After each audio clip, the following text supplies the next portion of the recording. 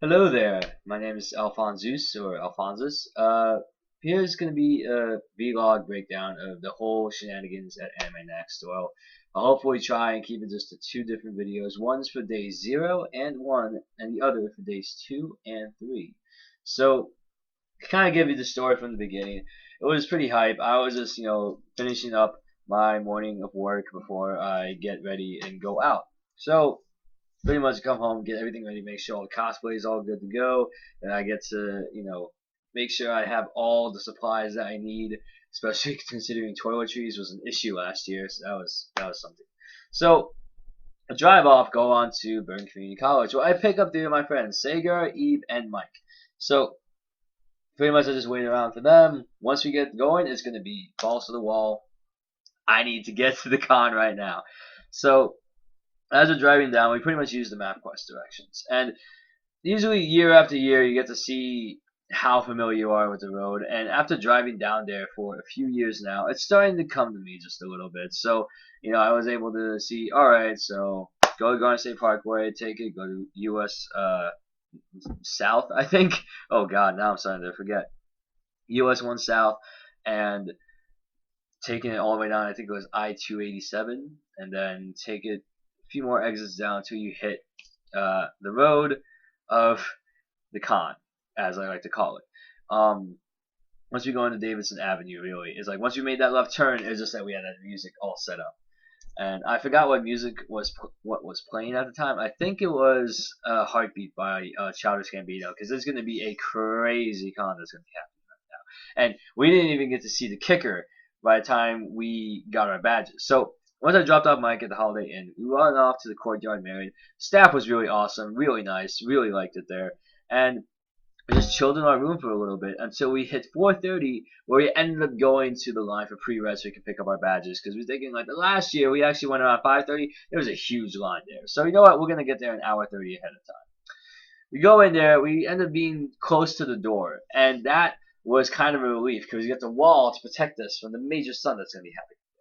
And we wait out there. We watched a few death battles that Eve had on his phone, and lo and behold, the group behind us were actually asking, like, oh man, I just want to get inside, and they're opening the doors. And I'm like, that's cool, but the thing is that they didn't notice is that the breeze that was coming from inside, that was like music, or that was like one of the coolest feelings in the world when you're out there in the sun for so long, and then all of a sudden the breeze comes from outside and say, can you feel it? Can you feel the power of positivity just going through out the door? And now you get to feel that breeze, and it feels so refreshing. I was thinking, like, now you feel it, because at first, the girl was like, I just want to get inside. I was saying, like, wait, but aren't you going to enjoy the breeze that's going to be coming through right now? So, by the time we all get inside, it's like, all right, we're definitely coming here. 4:30 seems like the prime time to wait. I wouldn't mind waiting like 90 minutes in order to get to the con and get my badges and get going.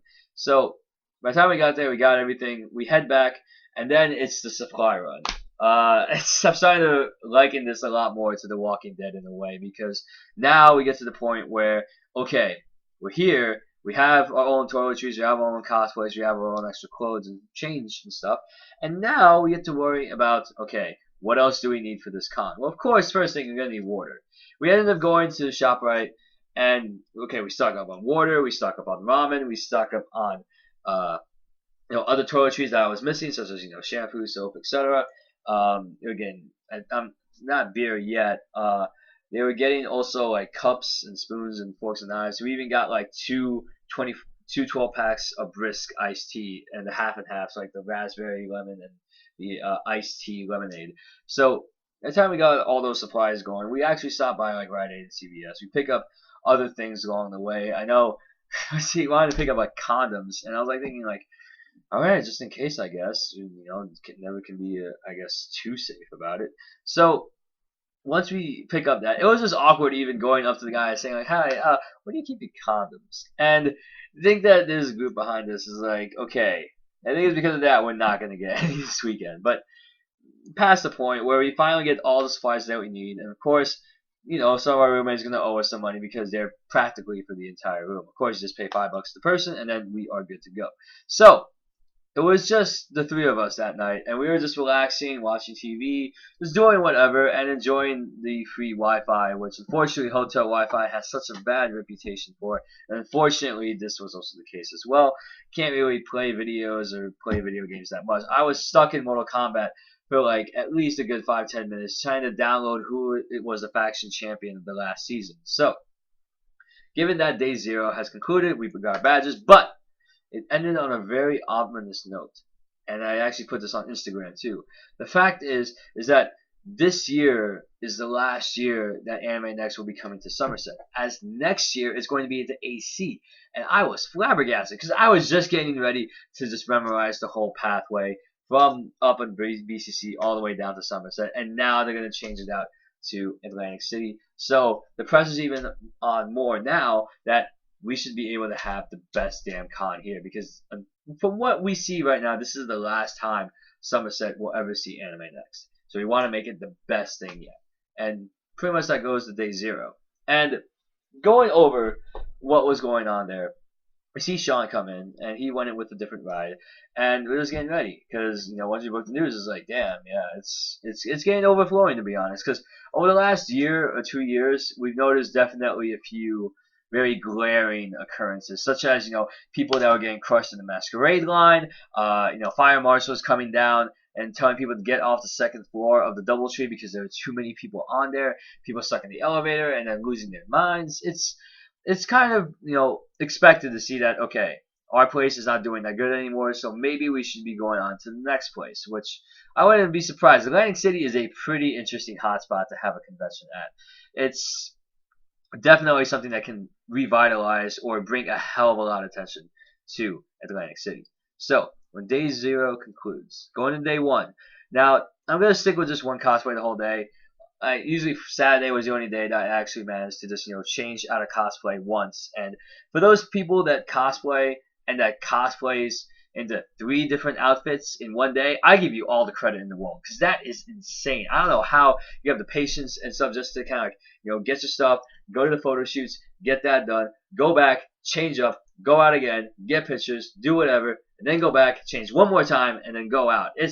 I give you credit. That's a lot of patience and a lot of hard work just to make sure that you get all your cosplays out there. And, hey, maybe you'll get a couple pictures, maybe you're going to get a couple of shares on your Facebook page, whatever the case may be. So, day one, I ended up going as Liu Kang from Mortal Kombat 4. Now, I'm going to edit in a picture of Liu Kang somewhere here. And I gotta admit, this cosplay was actually cosplay that I premiered at the Sexy Nerds cosplay party back in April in New York. And it was a pretty fun occasion. Met some other cool people. It was fun just to chill and relax for a bit, and it was a nice party overall. Bringing to Liu Kang to Mortal Kombat from Mortal Kombat 4 into AnimeNext, it was, I guess, a little bit awkward to say the least, because I literally only saw one other Mortal Kombat cosplayer, and that was pretty much the classic Sonya Blade from Mortal Kombat 3, and I thought that would get a little bit more hype. I didn't see any cosplay photo shoots that were posted in the cosplay forum on the AnimeNext forum page. And I know it kind of struck me because, I thought hey, the new MKX just came out. There should be maybe more cosplayers for this. Maybe people would love to try out the new characters like Takeda or Jacqueline Briggs, or even, just Aaron Black. Whatever the case may be. I thought there would be more cosplays for Mortal Kombat, but unfortunately I was proven wrong. But despite the fact, I think one of the highlights from Friday was definitely going to that volleyball after, dropping off Sean at the pre-res line. So, moving into all of that, all of the volleyball. Dear God, that was probably one of the most fun times I had in AnimeNext. Just going around a circle and just volleyball, seeing how far or how long can we keep this ball up in the air without it touching the ground at all. And unfortunately, of course, it ended with somebody accidentally kicking the ball and went over the roof. And we're like, okay, guys, party's over. Can't do any more about that. It's done. It's done. So, moving into, I guess, the next phase is just kind of hanging out with people, just to kind of chill, relax, get more cosplay photos. I actually have some videos that I recorded, as well as some photos that I got from the day before. I'll probably edit it somewhere here. There are many things that I like to say to you, but I don't know how. Yeah, I said maybe you're gonna be the one that saves me. 'Cause after all, you're my wonderwall.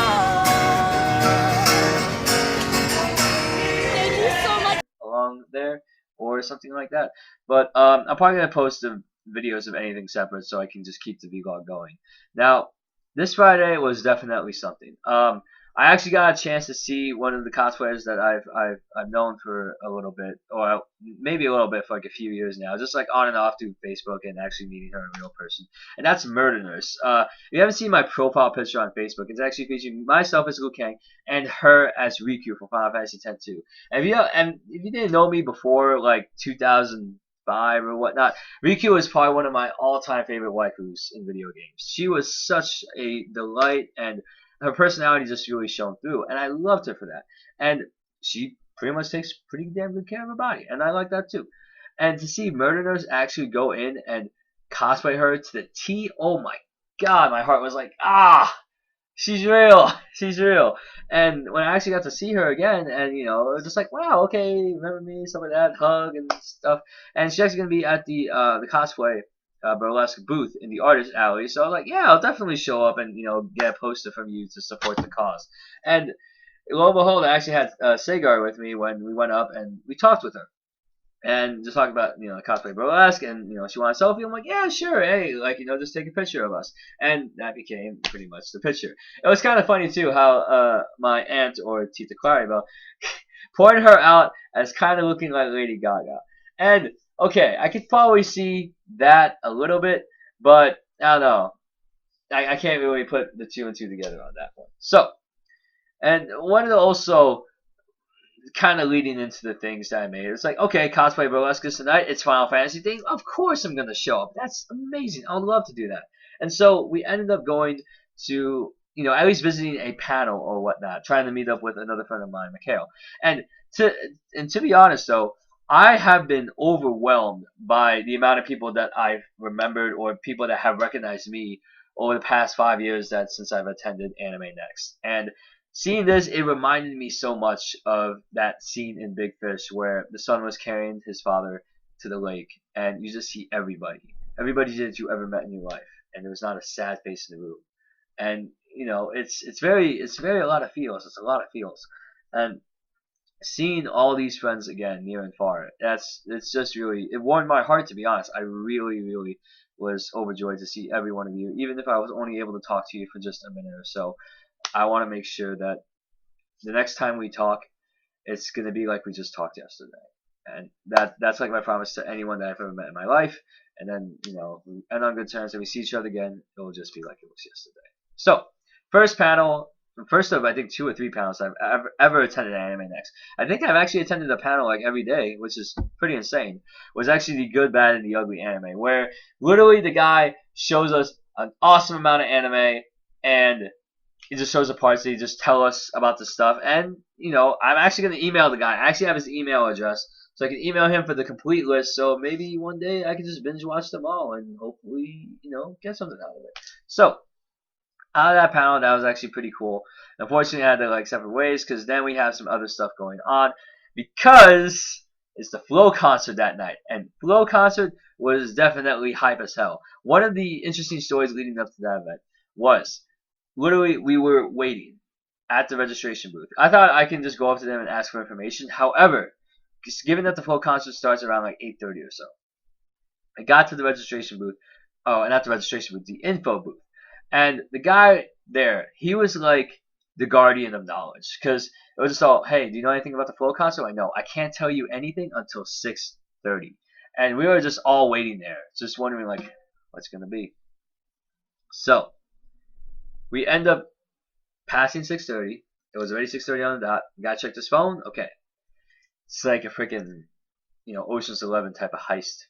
He opens up the maps. It's like, okay, we're here, and then the line starts here from the green room, And right when the people that were with me, when we looked up and looked to the door, literally we saw a whole line of people start to congregate outside. Like they're all moving, like it's an army. And we were realizing that, like, damn, no, that's not it. We are not letting this line get to us. So pretty much everybody at the info booth, we're all rushing outside. And then when we saw the line, we started. I had to start to run. Like, no, I'm not missing. I want to be at the front of the line so badly. Ran past, saw a few people, and then like literally one person thought that somebody had a gun and people were running away. What I probably should have done was about to just, you know what, instead of calling out a gun and scaring people, I was just gonna call it, it's the F word, it's the F word, and just keep running. And so people will realize it's slow, it's not, yeah, that. So we were literally like, if this was the door to the concert, I was literally say right here with a few people that I've met from the locals, like Dan, Evan, and such, and John. Now, while waiting in line, we had a little fiasco because then people were congregating outside. So literally, if this was the entrance and then the line was like here, it just expanded. And while everybody else in line was going single file, I thought they needed help. I would like to, just say I was the guy that shouted out, "Hey, we need to have a single file line," and stuff like that. And then we checked the people in the back, and one of the ladies in yellow, in the yellow shirt, she was organizing people, making sure that everybody sticks in a straight line. Because if everyone's in a single file line, it would be easier to move the line backwards so that the people in the front can compress. And realizing that moment, it was more of just, hey, okay, we're just gonna let her do her thing. She doesn't need any help from what I see, and we just go back in the line. Then the flow concert begins. And if you haven't seen the little 5-second video clip that I put up, it was pretty much seeing that band stop by and then Flo coming out. Once Flo got out, everybody got their phones. They were going to take pictures. I took a video because I just want to say, like, hey, Flo, what's up? And Flo! Hey! Hey! What's up? Oh, okay. I think the bassist actually waved to me. So I was like, hey, you actually acknowledged my presence. And the lady then came in saying, like, sorry, guys, no pictures. And I'm like, oh, stop recording. And I thought that would be an interesting Vine video to put up. So, as you all filing in, we then noticed that, oh, hey, we still forgot about the 150 people that have bought VIP passes, which were only $42, which is pretty surprising for such a, very distinguished band in the anime community to only charge a $42 for a VIP pass. That's pretty decent pricing, and it sold out very quickly. So, seeing the 150 already congregate out there, it was just like, all right, we in the front, we are the regulars. We didn't buy the VIP pass, but we can still get in the front of the line. We go in, and then I actually got reunited with one of my friends from Willie P, and I was like, whoa! It's like a little bit of a culture clash in a way, because, like, when you combine two different groups of friends in the same thing, but you have the same passions, it's not that awkward. But, it's just like, it's still like, usually you have like these two different places that you see people, and then when they're in the same place, it's like, whoa, it's kind of strange. And then when the Flow concert began, they started off with Signs. I was so hyped. I may have not known a lot of their songs. I was trying to really just binge watch or just listen to the songs they had, for at least for Code Geass and for Naruto. And it was honestly that was definitely one of the highlights of that con. The whole entire Flow concert was amazing. One of my favorite parts was actually when they introduced the band members, and the guitarist. Dear God, this guy has so much swagger. I can't even contain it in this entire room. This guy is on fire. Literally, everybody else, they're doing like, their own solos. They're saying, hey, what's up? This guy, the guitarist comes in. This is like, yo, and get the whole place to jump and dance. And literally, when the lights go out, he's wearing shades, right? No, he's actually wearing glow-in-the-dark, I think, shaders, and his hoodie lit up. It was, whoa, this guy's the life of the party. And as the concert proceeded on, I couldn't help but just feel very ecstatic about it. This guy is awesome, and the whole band is. Their English pretty darn good, and I was trying to use as much Japanese as possible in order to kind of try and communicate with them. I was thinking like, mo ichido ite kudasai, sugoi desu, and just channel my inner weeboo. So, and of course, they ended their concert with the Go.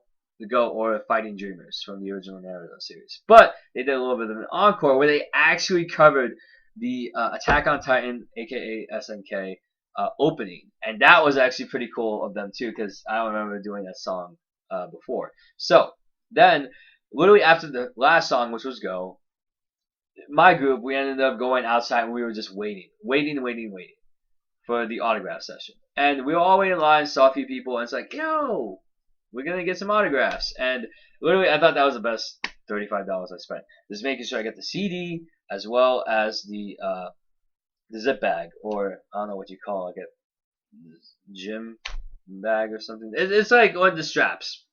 I don't know. You probably get what I'm saying. So when I go up to them, literally, okay, no pictures, no video, whatever. You just sign the autographs and you go. And yeah, I can only choose one, so I chose the CD. So literally, I was saying like, konbanwa, hajimemashite, and trying to, utilize Japanese. And one of the singers actually gave me like a thumbs up and saying like, thank you. I, shook hands with the guitarist. Thank you so much. You guys are awesome.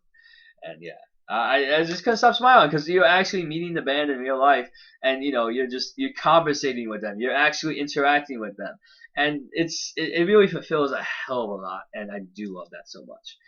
However, the night didn't end there. I am just hearing about the cosplay burlesque because before I actually made, I guess, somewhat of a promise to Murder Nurse that I would show up to this cosplay burlesque because it's Final Fantasy and Riku's gonna be there, aka Murder Nurse, and I was like, I can't miss out. Fall in line for the cosplay burlesque after the whole autograph session is done. It was a pretty big line, although if you kind of think about it, when the first 150 people were in there, and practically counting to 150, that's a pretty long line. And so I'm pretty sure we would get through it. And then two of my other roommates, the Delgado brothers, they ended up coming in, and okay, hey man, we got your spot. Gonna be awesome cosplay burlesque. You're gonna love it. But Sagar comes in. He finds me because my phone was dead by the time halfway through the Glow concert. Told me that Donnie is stranded right now. That his train left 2 hours later ahead of time, or he missed it, and he's stuck in the pretty much New Brunswick in College Avenue, I think. It was pretty much on the Rutgers campus. So I literally had to make a judgment call and say, out of all the years I could have missed cosplay roles, it's the one with the Final Fantasy, one of my favorite characters of all time, Riku. But in the end, of course, you have to think. Brofus before waifus. And I was like, alright, let's get Donnie. Go and we run. I run in boots, mind you. And I'm not gonna say whatever, I'm gonna run in heels or whatever, but running in boots, dear God, that can hurt. Ran, tried to use Sega's GPS, go pick up Donnie, see him with his bags and everything, like, hey Donnie, alright, ready? Let's go back. We ended up trying to use the GPS on Sega's 1% of battery, the MVP 1%. Drive all the way back. We ended up parking in the parking lot outside the convention center. Sega and I, we ended up running, bolting for the cosplay burlesque. By the time we got there, I already got my ID out, and then the con staff told me that I'm sorry, we can't let you in. It's full, it's the capacity. And literally, when I was running through, and literally I saw a cop and other people that were watching me run, and for me to stop right there and realize that it's already full to capacity, and we can't even stand outside to watch from that point. And I just felt really bad that I broke that promise that I made, and I just walked away like I was sadness from inside out, and it was a tough pill to swallow because Final Fantasy was one of my favorite series of all time, and I wanted to see that cosplay burlesque show one more time, and I felt I let her down by that. And literally when we walked back, Donnie was already on his way home, but he didn't realize that we can't even get in. So all right, well, I'm gonna drive back to the hotel. We got a parking spot. Go back upstairs, and of course the mood was a bit sad. I felt devastated, and it was kind of the point where I felt emotionally drunk because it was just depressing. By the time people the Delgado brothers came back and other people talking about the cosplay burlesque, literally my reaction was like, somebody mentioned burlesque, I'm like, oh. No.